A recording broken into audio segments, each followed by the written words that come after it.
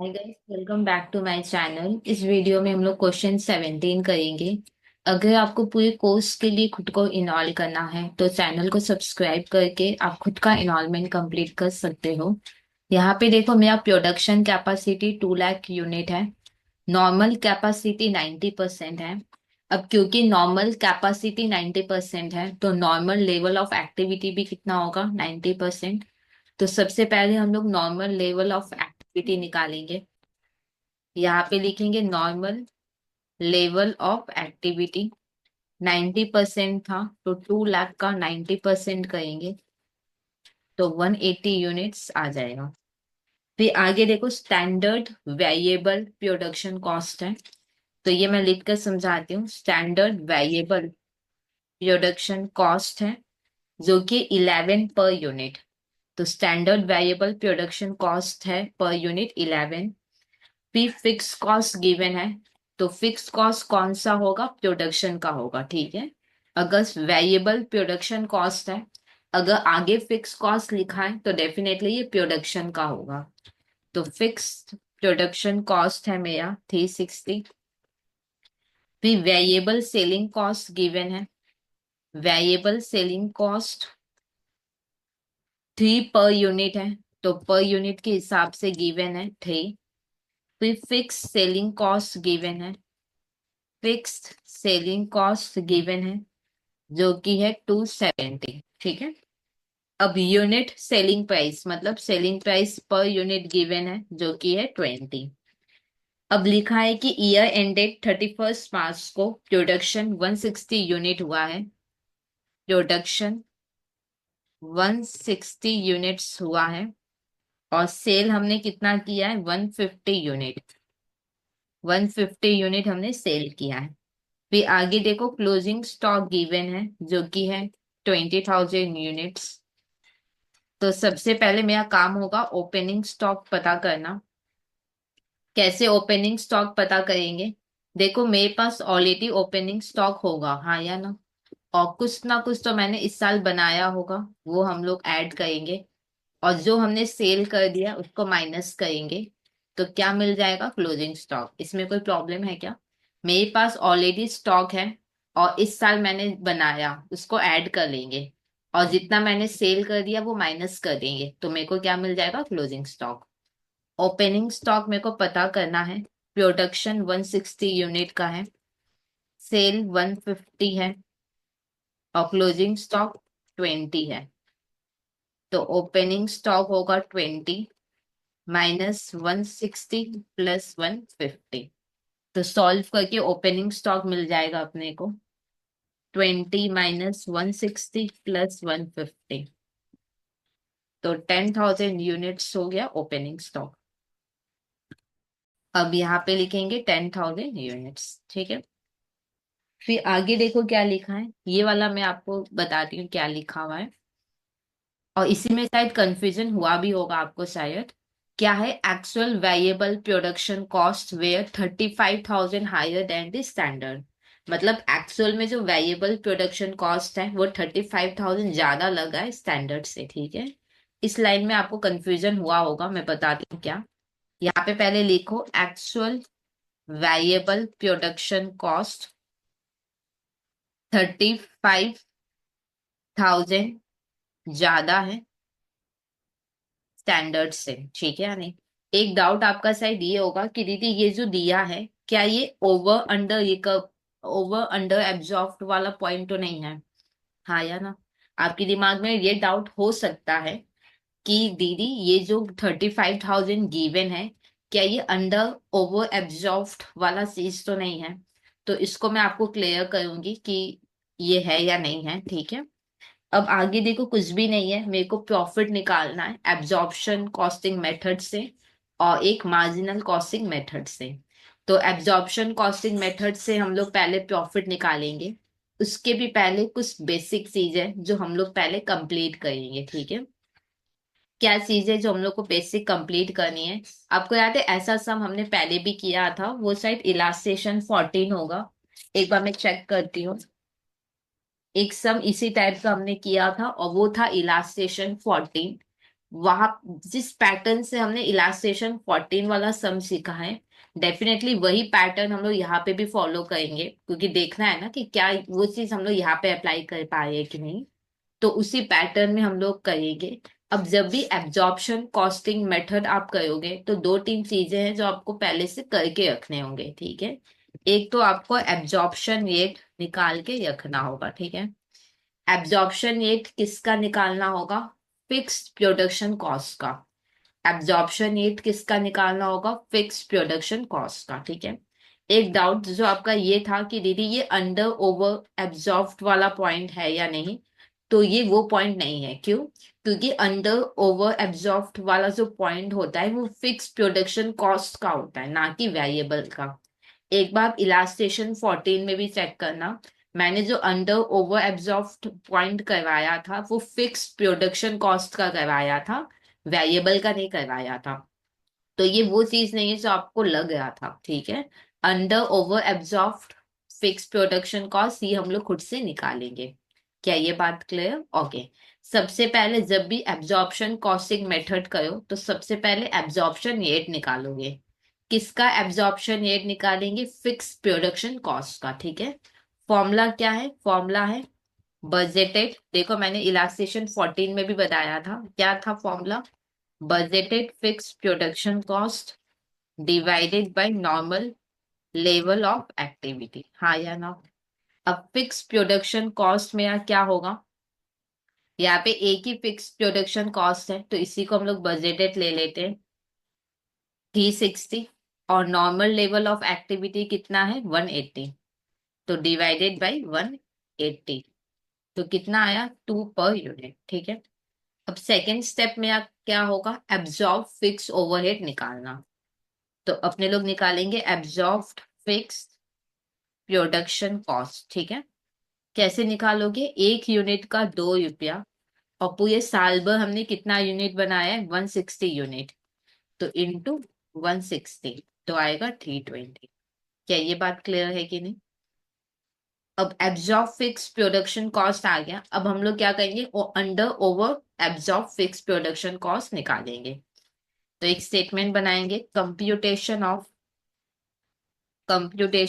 Under over absorbed fix production cost, ठीक है। यानी एक स्टेटमेंट बनेगा पर्टिकुलर, और एक अमाउंट का कॉलम बनाएंगे।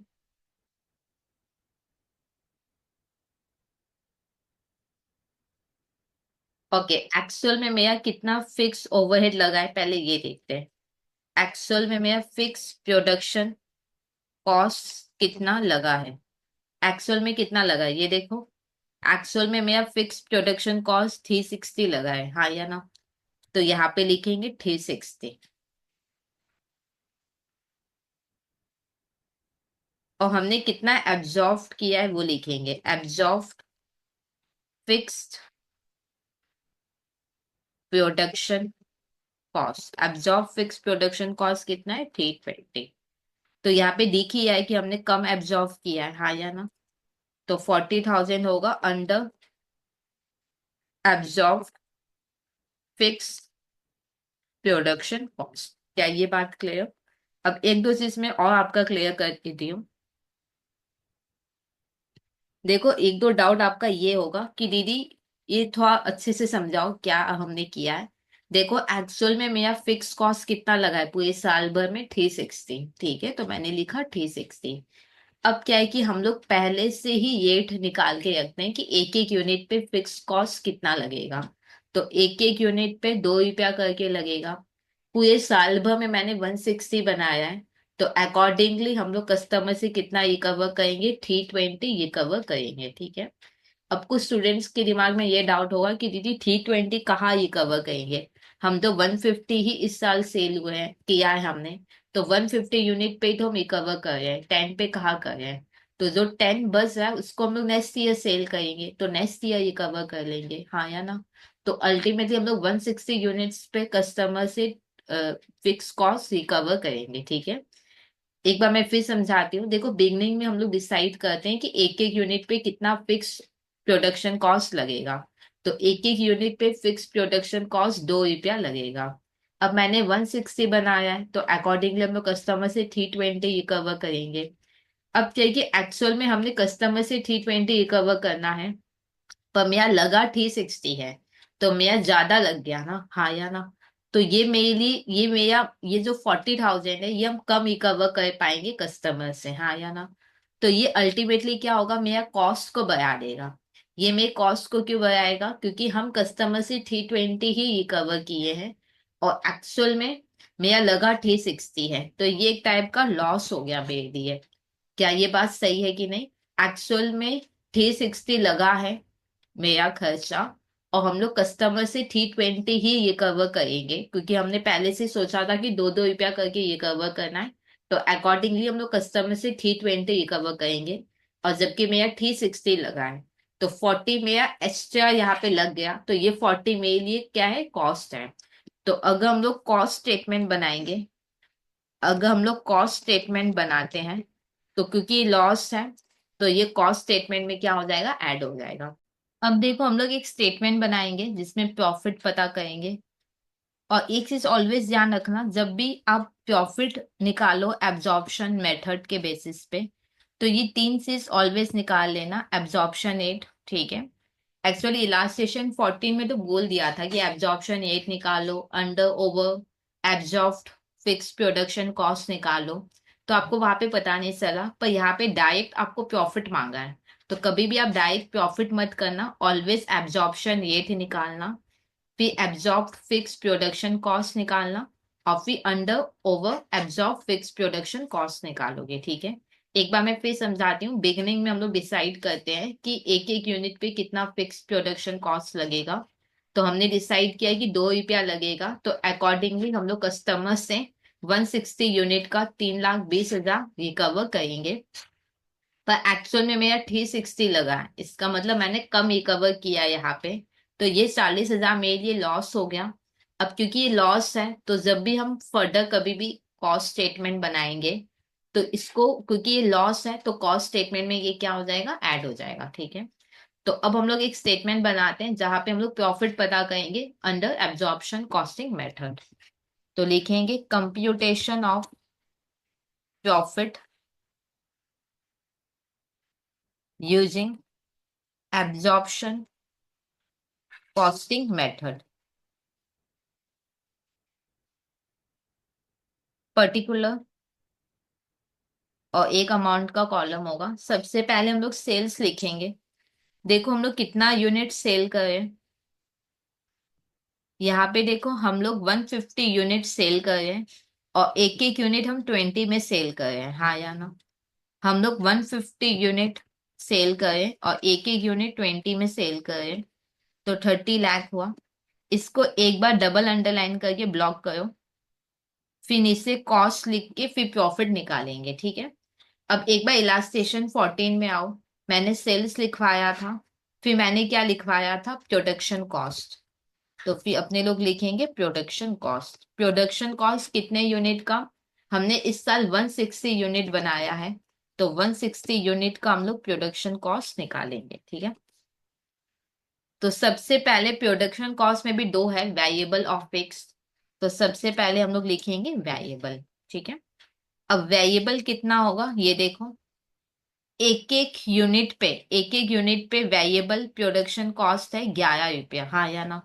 एक एक यूनिट पे 11 रुपया लगेगा, तो 160,000 यूनिट पे कितना लगेगा। अच्छा ये ना स्टैंडर्ड था, ये देखो 11 रुपया स्टैंडर्ड था। क्या मेरे को स्टैंडर्ड वैल्यू लेना है या एक्चुअल वैल्यू? क्योंकि मेरे को एक्चुअल प्रॉफिट पता करना है, तो डेफिनेटली मेरे को एक्चुअल वैल्यू लेना है। क्वेश्चन में क्या था कि एक्चुअल जो है ना वो 35,000 ज्यादा होगा स्टैंडर्ड से, तो ये है स्टैंडर्ड। और एक्चुअल 35,000 ज्यादा होगा, तो +35 करेंगे, तो मेरे को एक्चुअल वेरिएबल कॉस्ट मिल जाएगा। तो कितना होगा,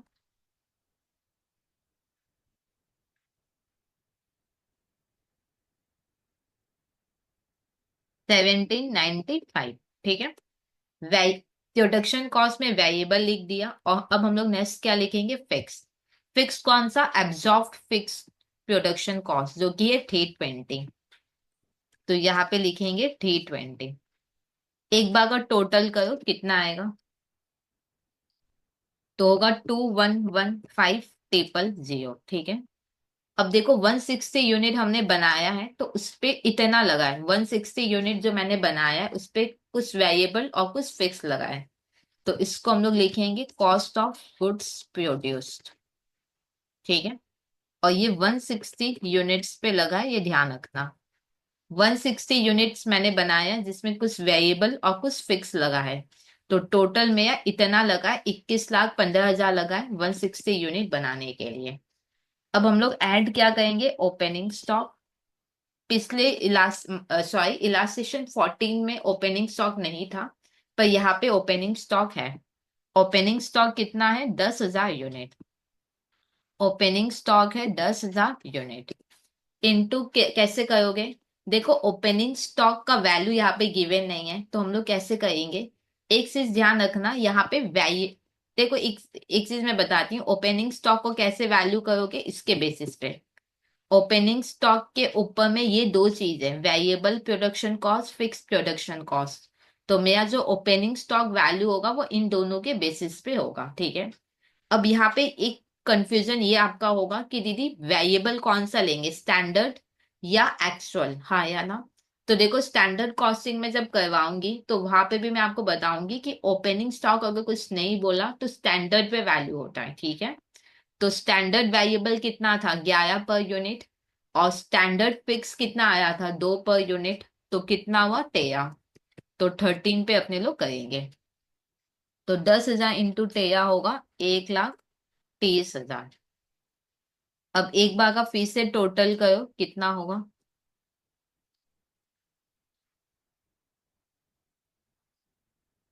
2245, ठीक है।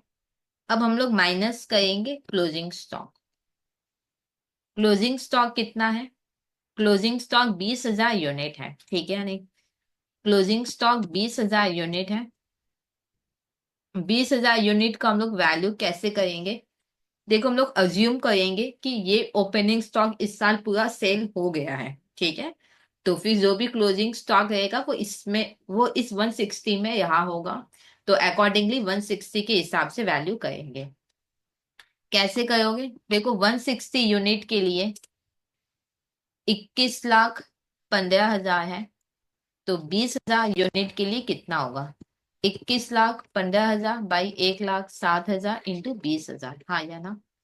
तो यही वाला कैलकुलेशन हम लोग यहाँ पे लिखेंगे, 21,15,000 डिवाइडेड बाई 160 इंटू 20। करो कितना आएगा,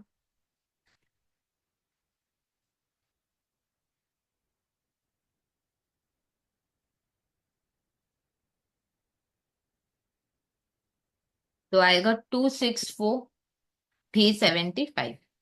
माइनस करो कितना होगा, 264,375।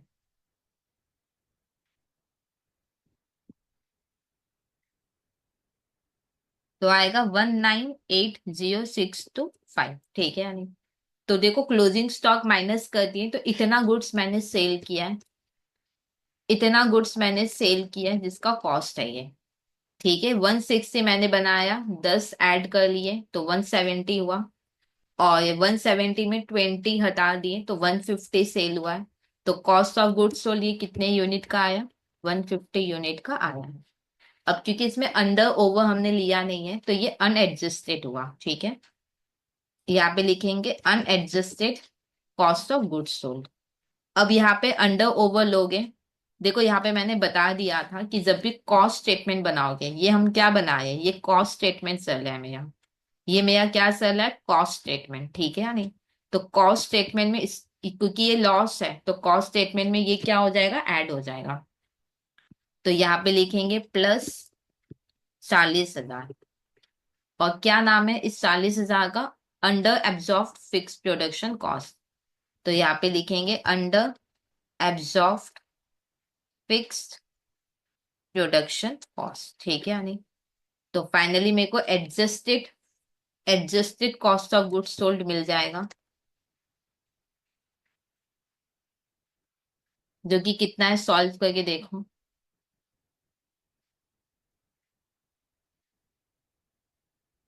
20, 20, 62, 5, ठीक है। अब देखो प्रोडक्शन कॉस्ट तो मैंने ले लिया, अब मेरे को सेलिंग एंड डिस्ट्रीब्यूशन कॉस्ट भी लेना है। तो ऐड करेंगे सेलिंग एंड डिस्ट्रीब्यूशन कॉस्ट, ठीक है। डिस्ट्रीब्यूशन ओवरहेड या कॉस्ट। अब क्योंकि 150 यूनिट हमने सेल किया है, तो डेफिनेटली ये 150 यूनिट पे होगा, ठीक है, ये ध्यान रखना। अब सेलिंग डिस्ट्रीब्यूशन भी दो टाइप का है, बना वेरिएबल और फिक्स्ड। वेरिएबल और फिक्स्ड, ठीक है यानी। अब वेरिएबल कितना होगा ये देखो, एक एक यूनिट पे सेलिंग कितना है, एक एक यूनिट पे देखो सेलिंग, ये देखो variable selling cost per unit कितना है, 3 रुपया। तो यहाँ पे लिखेंगे 3 रुपया, और 1.5 लाख यूनिट पे करना है तो 450 हो जाएगा। फिक्स कितना है ये देखो, फिक्स सेलिंग कॉस्ट है 270, तो यहाँ पे लिखो 270, ठीक है। अब टोटल करो कितना आएगा,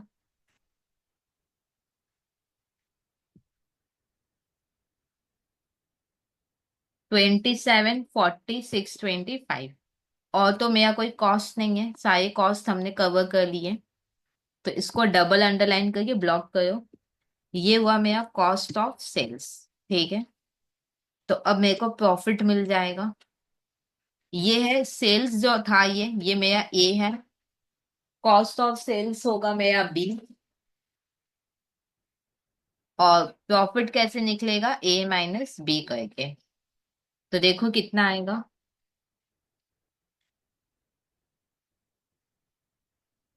259, 37, 5, ठीक है। तो एब्जॉर्प्शन मेथड के हिसाब से मेरा प्रॉफिट कितना बना है, 259, 37, 5।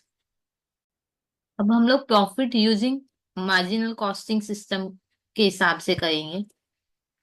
अब यही तो मैं पैरेलल बनाती हूँ, आप नीचे बनाना। मैं पैरेलल इससे बना रही हूँ जिससे कि आपको मैं समझा सकूं कि सेम चीज हम लोग कर रहे हैं कि नहीं।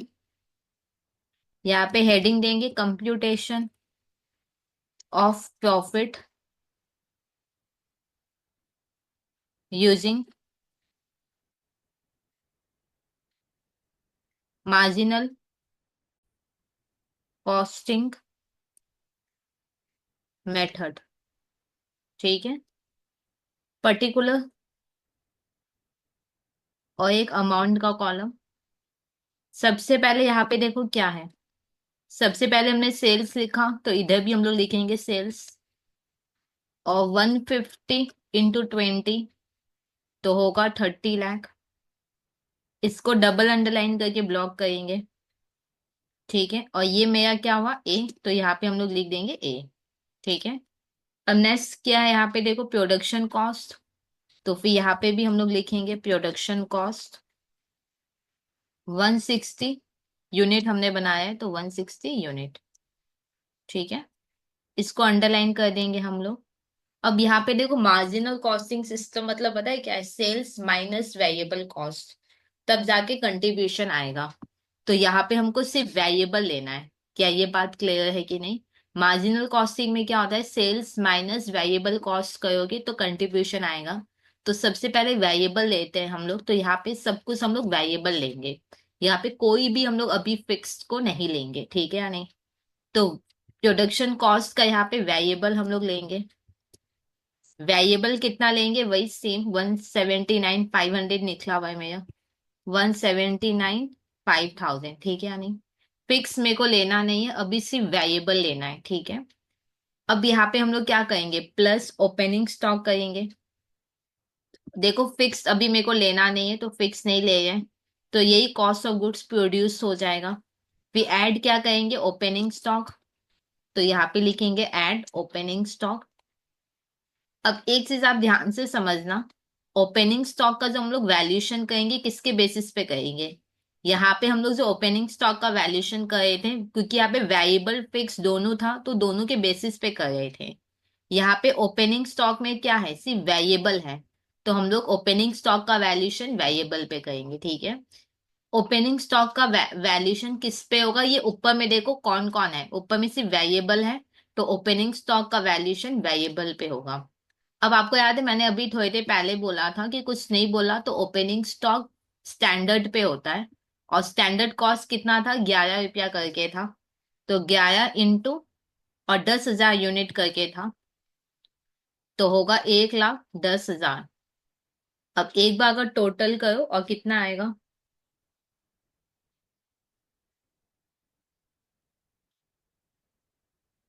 1795, 1,10,000, 1795, 1,10,000, 195,000। अब देखो नेक्स्ट क्या है, क्लोजिंग स्टॉक माइनस करना है। तो यहाँ पे लिखेंगे माइनस क्लोजिंग स्टॉक, ठीक है। क्लोजिंग स्टॉक 20,000 यूनिट है, तो 20,000 यूनिट पे हम लोग वैल्यू करेंगे। अब यहाँ पे देखो 1,60,000 यूनिट हम लोग बनाते हैं, तो कितना लगता है, 170 लगता है, हाँ या ना।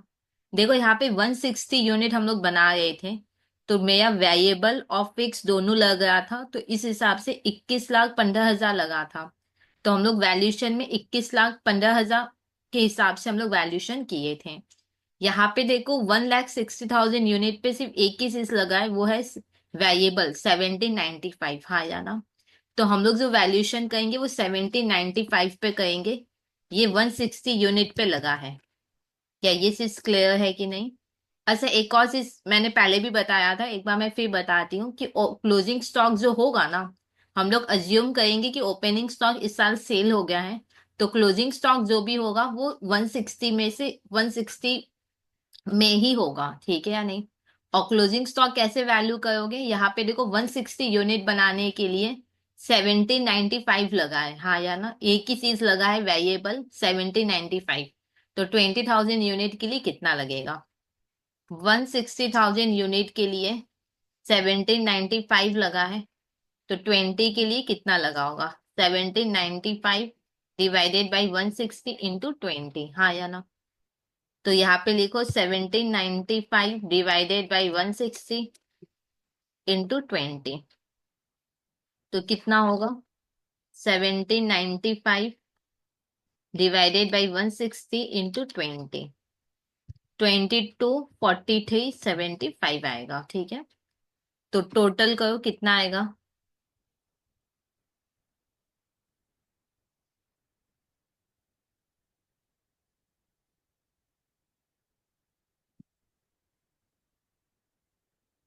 तो होगा 1680,625, ठीक है या नहीं। देखो क्लोजिंग स्टॉक माइनस करोगे तो क्या आएगा, कॉस्ट ऑफ गुड्स सोल्ड। ये देखो क्लोजिंग स्टॉक माइनस करोगे तो क्या आएगा, कॉस्ट ऑफ गुड्स सोल्ड। तो यहाँ पे हम लोग लिखेंगे कॉस्ट ऑफ गुड्स सोल्ड, ठीक है या नहीं। अब यहाँ पे देखो अंडर ओवर एब्जॉर्ब वाला कोई जमेला नहीं होगा मार्जिनल में, तो यही मेरा final cost of goods sold हुआ। अब एक चीज ध्यान रखना, हमने सिर्फ वेरिएबल को लिया था, तो इसका नाम क्या होगा, variable cost of goods sold, ठीक है या नहीं। अब क्या है कि यहाँ पे मेरे को सारे वेरिएबल कवर करने हैं, हाँ या ना। मार्जिनल में क्या होता है, सारा वेरिएबल कवर करना होता है। यहाँ पे मैंने प्रोडक्शन कॉस्ट का ही वेरिएबल कवर किया है। अब हम लोग सेलिंग एंड डिस्ट्रीब्यूशन का भी वेरिएबल कवर कर लेते हैं, तो लिखेंगे plus selling and distribution overhead, इसको अंडरलाइन करेंगे। और कितने यूनिट का करेंगे, हमने क्योंकि 150 हम लोग सेल करें, तो 150 यूनिट का ही हम लोग कवर करेंगे। तो वेरिएबल कितना होगा, ये देखो वेरिएबल निकला हुआ है मेरा, 150 यूनिट पे ही मैंने निकाला था 4,50,000। अब टोटल करो कितना होगा, टोटल करोगे 21,30,625, ये मेरा टोटल वेरिएबल कॉस्ट आ गया। ये है मेरा टोटल वेरिएबल कॉस्ट, तो यहाँ पे लिखेंगे कॉस्ट ऑफ सेल्स, ठीक है। इसको डबल अंडरलाइन करके ब्लॉक करो, इसको डबल अंडरलाइन करके ब्लॉक कर दिए। ये है मेरा टोटल वेरिएबल कॉस्ट, ठीक है। ये है मेरा सेल, ये है मेरा टोटल वेरिएबल कॉस्ट। यहाँ पे मैंने वेरिएबल कॉस्ट 160 का लिया, फिर ओपनिंग ऐड किया, क्लोजिंग माइनस किया, तो प्रोडक्शन कॉस्ट का मेरे को variable cost, production variable production cost मेरे को कंप्लीट मिल गया। अब सेलिंग एंड डिस्ट्रीब्यूशन का वेरिएबल ले लिया, तो ये टोटल वेरिएबल कॉस्ट है, जिसको हम लोग कॉस्ट ऑफ सेल्स भी कह सकते हैं। तो ये हो गया मेरा बी। अब ये टोटल देखो, कॉस्ट ऑफ सेल मैंने भले ही लिखा है, पर ये टोटल वेरिएबल कॉस्ट है। सेल से अगर हम टोटल वेरिएबल कॉस्ट माइनस करेंगे तो क्या आएगा, कंट्रीब्यूशन। तो यहाँ पे लिखेंगे कंट्रीब्यूशन, जो कि कैसे आएगा, ए माइनस बी करके। कितना होगा करके देखो, 869.37 ठीक है। कंट्रीब्यूशन आ गया। अब क्या करना है, minus fix cost. Fix cost underline करो, दो है फिक्स कॉस्ट, एक प्रोडक्शन है और एक सेलिंग कॉस्ट है। तो प्रोडक्शन कॉस्ट हम लोग कौन सा लेंगे, एक्चुअल। यहाँ पे अंडर ओवर वाला कोई जमेला नहीं है, एक्चुअल लेंगे। एक्चुअल कितना है मेरा, फिक्स प्रोडक्शन कॉस्ट 360। तो यहाँ पे लिखेंगे 360। फिर हम लोग लिखेंगे selling cost. Actual selling cost कितना है मेरा, यहाँ पे सेलिंग कॉस्ट है 270। अब कंट्रीब्यूशन से फिक्स कॉस्ट माइनस करेंगे तो प्रॉफिट आ जाएगा। तो सॉल्व करके प्रॉफिट निकाल लो।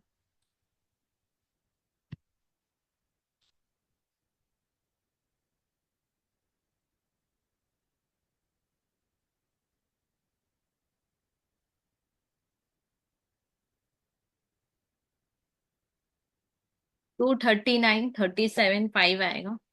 ये हो गया profit under marginal costing method, ठीक है। एक चीज ध्यान रखना, मार्जिनल जब भी करोगे तो फिक्स कॉस्ट आपको एक्चुअल लेना है, और जबकि यहाँ पे फिक्स कॉस्ट कौन सा लेंगे, एब्जॉर्ब्ड वाला। फिर यहाँ पे अंडर ओवर एब्जॉर्ब भी अपने को यहाँ पे कवर करना है, जबकि मार्जिनल में अंडर ओवर वाला कोई कॉन्सेप्ट नहीं है। अब एक और चीज मेरे को बोला था यहाँ पे, मेरे को डिफरेंस बताना है कि क्यों डिफरेंस आया है। पहले हम लोग खुद डिसाइड करते हैं कि डिफरेंस किस वजह से आया होगा, ठीक है। हम लोग खुद डिसाइड करेंगे कि किस वजह से डिफरेंस आया है। देखो यहाँ पे सेल 30 लाख है, और इधर भी सेल कितना है, 30 लाख है, हाँ या ना। एक मिनट, यहाँ पे सेल 30 लाख है। एक सेकेंड,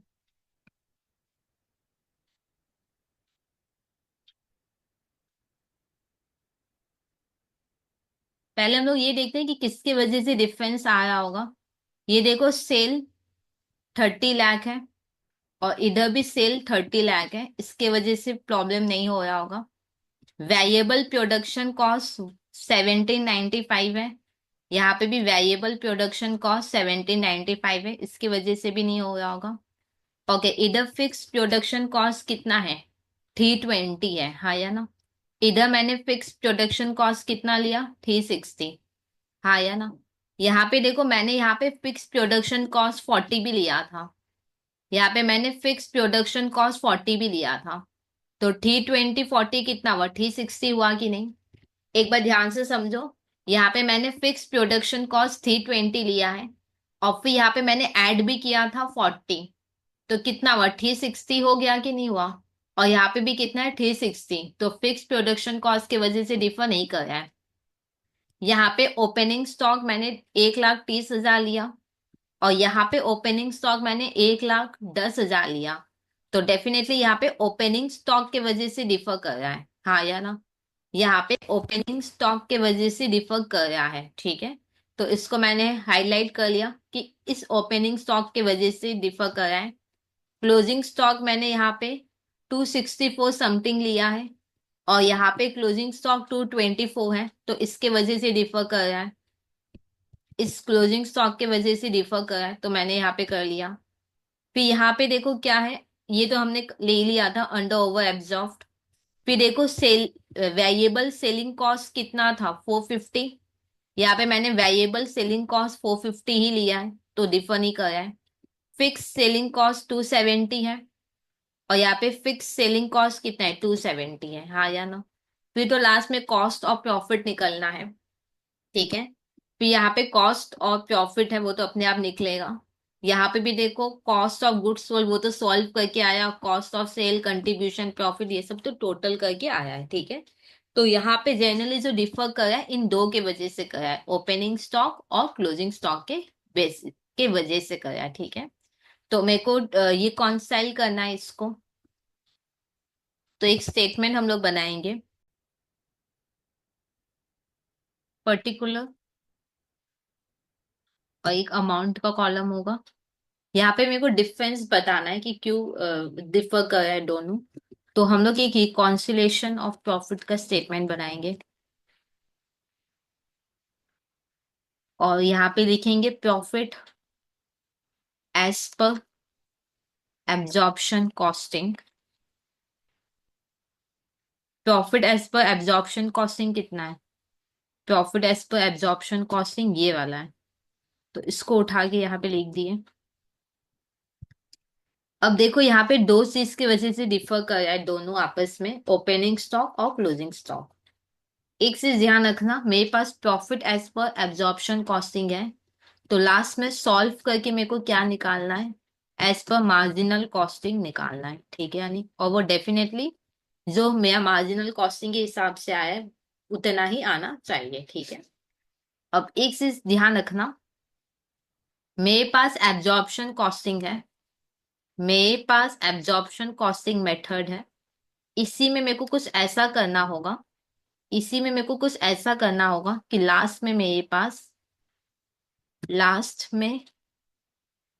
लास्ट में मेरे पास मार्जिनल कॉस्टिंग के हिसाब का वैल्यू निकल जाए, ठीक है या नहीं। तो सबसे पहले हम लोग ओपनिंग स्टॉक को लेते हैं। एब्जॉर्प्शन के हिसाब से ओपनिंग स्टॉक कितना है? एब्जॉर्प्शन के हिसाब से ओपनिंग स्टॉक 130 है, तो यहाँ पे हम लोग लिखेंगे 130। मार्जिनल के हिसाब से ओपनिंग स्टॉक है 1,10,000, तो यहाँ पे लिखेंगे हम लोग 1,10,000।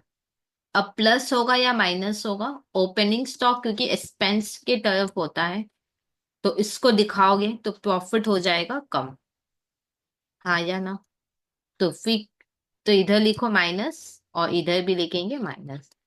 अब क्या है कि मेरे पास एब्जॉर्प्शन कॉस्टिंग है, तो मेरे को एब्जॉर्प्शन में कुछ ऐसा करना होगा कि मार्जिनल जैसा आंसर आ जाए, मार्जिनल का आंसर आ जाए, ठीक है या नहीं। तो क्योंकि मेरे को मार्जिनल कॉस्टिंग के हिसाब का प्रॉफिट चाहिए, तो सब कुछ मेरे को मार्जिनल कॉस्टिंग के हिसाब का ही अपने बुक में करना होगा। मार्जिनल के हिसाब से 1,10,000 माइनस है, तो मेरे को इधर भी 1,10,000 ही करना होगा। अब यहाँ पे तो 130 माइनस है, तो यहाँ पे हम लोग क्या करेंगे? +20 कर देंगे। हम लोग यहाँ पे +20 कर देंगे, तो फिर मेरा 110 हो जाएगा। देखो मेरे को मार्जिनल के हिसाब का प्रॉफिट चाहिए, तो सब कुछ मेरे को मार्जिनल के हिसाब का करना होगा। मेरे पास एब्जॉर्प्शन है, एब्जॉर्प्शन में मेरे को कुछ ऐसा करना होगा कि मेरे को लास्ट में मार्जिनल के हिसाब का आ जाए। अब मार्जिनल में -1,10,000 है, तो इधर भी मेरे को -1,10,000 ही करना होगा। पर इधर तो -130 है, तो +20 कर लो, तो फिर इधर भी -110 हो जाएगा। तो हमको क्या करना है? +20। तो यहाँ पे हम लोग लिखेंगे +20, ठीक है। अब यहाँ पे देखो opening stock under valued over valued जो भी हुआ है वो किस हिसाब से लिखेंगे? क्योंकि मेरे को मार्जिनल कॉस्टिंग के हिसाब का चाहिए, तो सब कुछ हमको फिर मार्जिनल के हिसाब से लिखना है। मार्जिनल के हिसाब से ये तो अंडर है ना, मार्जिनल कॉस्टिंग के हिसाब से ओपनिंग स्टॉक क्या है? कम है, तो हम लोग लिखेंगे under valuation of opening stock in marginal costing, ठीक है। अब वैसे ही हम लोग क्लोजिंग स्टॉक का करेंगे।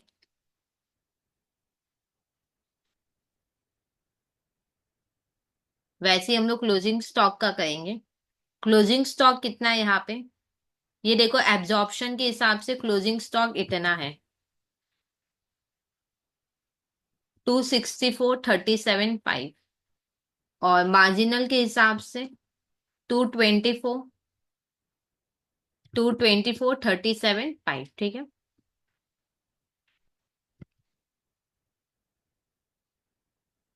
ठीक है। अब क्लोजिंग स्टॉक इनकम के साइड आता है, हाँ या ना। तो इसको दिखाओगे तो प्रॉफिट क्या हो जाएगा? ज्यादा। क्लोजिंग स्टॉक इनकम की तरफ आता है, तो प्रॉफिट क्या हो जाएगा? ज्यादा। तो यहाँ पे लिखो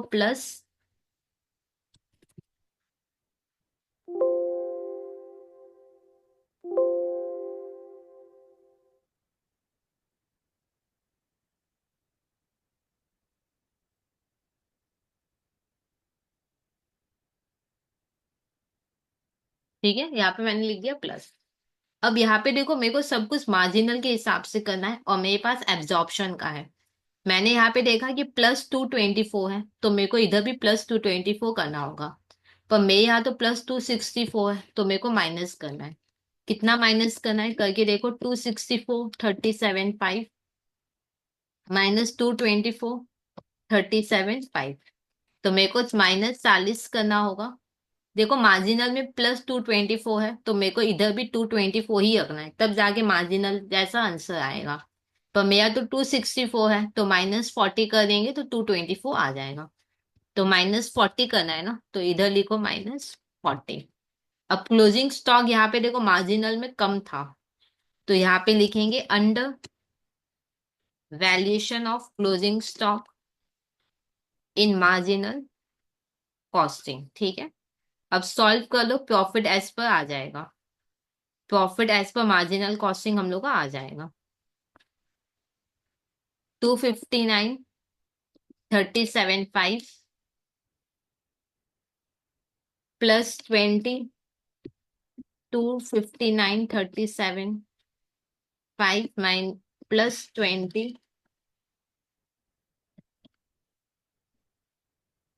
-40। एक बार चेक करो उतना ही आया है कि नहीं। ये देखो मार्जिनल के हिसाब से वही सेम आ गया, 239 37.5। ठीक है, तो ये सम फाइनली हुआ कंप्लीट। देखो कौन प्लस होगा कौन माइनस होगा याद नहीं करना है। एब्जॉर्प्शन कॉस्टिंग का प्रॉफिट मेरे पास है, तो इसी में कुछ प्लस माइनस करेंगे मार्जिनल के हिसाब से, जिससे कि मेरे को मार्जिनल का मिल जाए। ठीक है, जैसे मार्जिनल में -1,10,000 है, तो मेरे को अपने में भी -1,10,000 ही करना है, तो +20 कर लो तो हो जाएगा। फिर यहाँ पे देखो +264 है, पर मार्जिनल में +224 है, क्योंकि मेरे को मार्जिनल के हिसाब का चाहिए, तो मेरे को इधर भी +224 ही करना है। पर 264 है, तो -40 कर लो तो इधर भी 224 हो जाएगा। तो क्योंकि सब कुछ मैंने मार्जिनल के हिसाब से किया, तो लास्ट में आंसर मार्जिनल के हिसाब का ही आएगा। और इन दो को ही क्यों लिया, क्योंकि और किसी की वजह से डिफर नहीं कर रहा है, इससे हमने इन दोनों को ही लिया है। तो ये सम फाइनली हुआ कंप्लीट। कोई डाउट है चाहे कमेंट सेक्शन में लिख देना, और अगर अभी तक खुद को इनॉल्व नहीं किया तो प्लीज चैनल को सब्सक्राइब करके आप खुद का इनॉलमेंट कंप्लीट कर